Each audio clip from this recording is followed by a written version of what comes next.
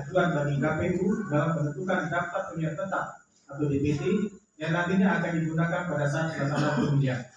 Tadi ada disampaikan oleh Aris dan Wakil komisinya.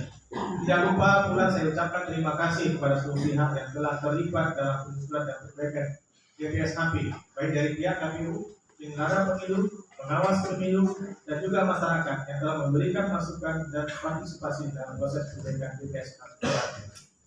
Mari kita laksanakan pemilu dengan mengawasi dan memantau pelaksanaan pemilihan umum agar berjalan secara demokratis, jujur, adil, dan terbuka.